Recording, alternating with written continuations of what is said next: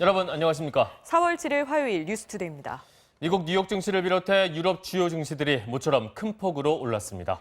코로나19 확산세가 둔화될 것이란 기대감에 투자 심리가 개선된 것으로 보입니다. 박선하 기자입니다.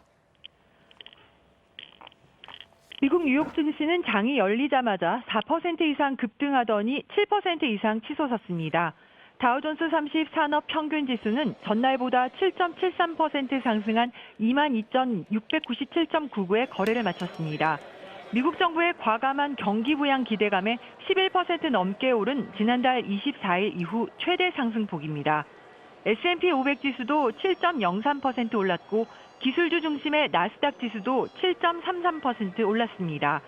가장 피해가 심각한 뉴욕주에서 사망자 증가폭이 다소 줄면서 코로나19 확산세가 정점을 찍은 것 아니냐는 기대감에 투자 심리가 개선됐다는 분석입니다.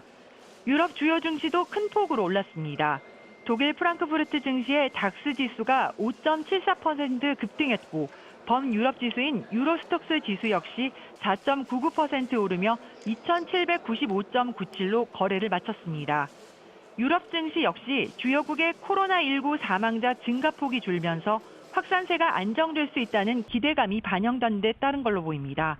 지난주 반짝 폭등했던 국제유가는 사흘 만에 급락세로 돌아섰습니다. 5월 인도분 서부 텍사스산 원유는 배럴당 8% 급락한 26.08달러에 거래를 마쳤습니다. 런던 선물거래소의 6월물 브렌트유도 오후 3시 30분 현재 3.31% 내린 32.98달러에 거래되고 있습니다. 사우디아라비아와 러시아 등 산유국들의 감산 논의에 진통이 예상되면서 투자 심리가 급격히 악화했습니다. MBC 뉴스 박선아입니다. 확진 환자가 5천 명에 육박한 일본은 오늘부터 한 달간 긴급 사태를 선언하기로 했습니다. 하지만 감염 경로를 알 수 없는 경우가 많아서 얼만큼의 효과를 볼 수 있을지는 미지수입니다. 도쿄에서 고현승 특파원이 보도합니다. 아베 총리가 밝힌 긴급 조치는 도쿄와 오사카 등 7개 지역을 대상으로 다음 달 6일까지 한 달간입니다. 도시 봉쇄는 하지 않기로 했습니다. 外出自粛に全面的にご協力をいただく一方で、社会機能維持のためにさまざまな業種とそこで働く皆さんには需要継続を 현금 보조금과 대출 등 GDP의 20%에 해당하는 108조엔 규모의 경제 대책도 함께 내놨습니다. 긴급 사태 선언에 따라 해당 지자체는 초중고교 휴교와 영화관 등 다중이용시설과 각종 행사의 중지를 지시할 수 있고 의료용 시설과 의약품 등의 강제 수용도 가능해집니다. 긴급 사태를 선언한 건 병상 부족 등 의료 붕괴가 임박했다는 문제도 있지만 무엇보다 환자들이 대체 어떤 경로로 감염됐는지 그 경로를 알 수 없다는 우려가 크게 작용했습니다. 도쿄도만 해도 신규 환자 143명 가운데 무려 70%에 가까운 92명이 경로 불명입니다. 이렇게 된 건 방역당국이 경로 추적을 하려고 해도 강제력이 없다 보니 사실상 대상자들의 진술에 의존해야 하기 때문입니다.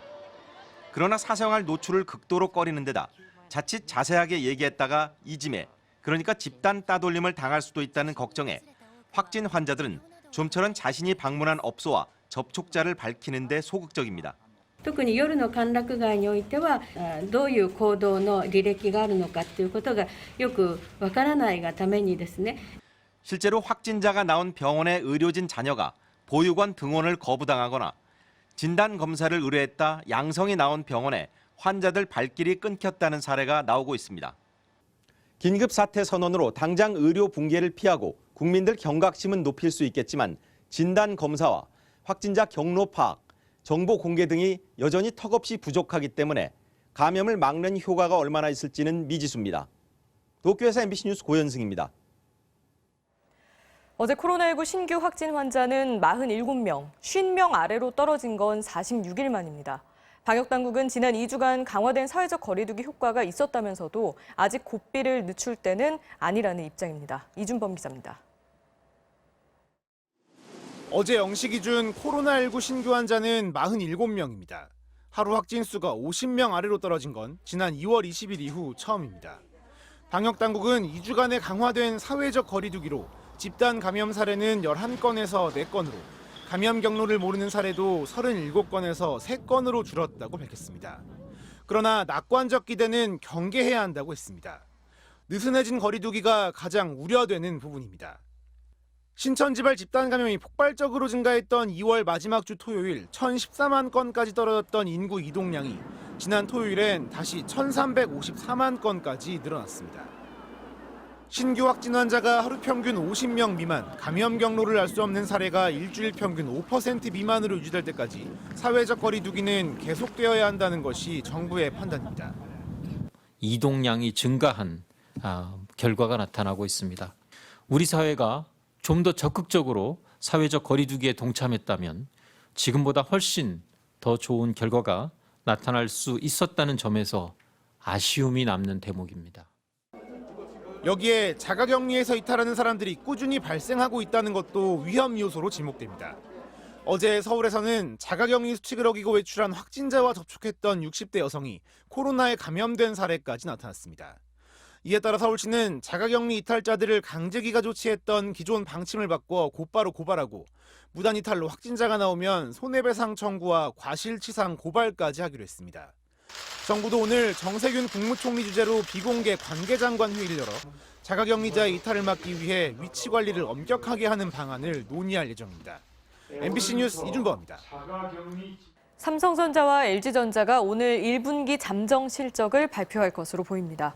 업계에 따르면 두 회사 모두 오늘 실적 발표가 있을 것으로 보이는 가운데 지난달부터 현실화된 코로나19 사태의 여파가 두 회사의 매출과 영업이익에 어떻게 나타날지 주목되고 있습니다. 경찰이 조주빈이 운영한 박사방에 돈을 내고 들어갔던 유료 회원 10여 명의 신원을 추가로 확인했습니다. 가상화폐 업체를 대대적으로 압수수색한 상태여서 다른 회원들도 대거 밝혀질 것으로 보입니다. 이문현 기자입니다. 경찰이 특정한 텔레그램 박사방 유료회원 10여 명은 미성년자 성착취 동영상을 보기 위해 가상화폐로 많게는 150만 원을 조주빈에게 보낸 것으로 조사됐습니다. 경찰은 이들 10여 명의 이름과 거주지 등 신분을 확인했고 대부분 30대로 미성년자는 없는 것으로 전해졌습니다. 경찰은 지난달 빗썸 등 가상화폐 관련 업체 5곳을 압수수색해 계좌와 송금 내역 등을 확인했는데 유료 회원들의 신원을 더 확인하기 위해 가상화폐 관련 업체 20곳을 추가로 압수수색했습니다. 경찰 관계자는 추가 압수수색은 조주빈이 범행에 사용한 암호화폐 지갑 주소와 유료 회원 등을 더 확인하기 위한 것이라고 밝혔습니다. 경찰은 박사방에 참여한 회원들의 닉네임 15,000여 개를 확보한 만큼 이번 압수수색을 통해 다른 회원들의 신원도 대거 확인할 수 있을 것으로 기대하고 있습니다. 조주빈과 함께 박사방을 운영한 현역 군인 A1병도 육군 보통군사법원에서 구속됐습니다.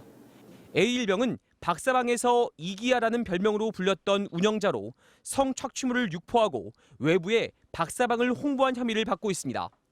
성착취 동영상의 시초격인 N번방을 최초로 개설한 일명 갓갓에 대한 수사도 순조롭게 진행되고 있습니다.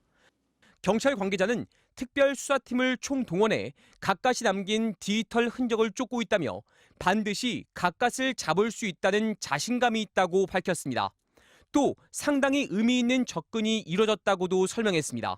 N번방과 박사방 등 디지털 성범죄 관련 수사에 총력전을 펼치고 있는 경찰은 현재까지 관련자 147명을 검거하고 이 중 25명을 구속했습니다. MBC 뉴스 이문현입니다.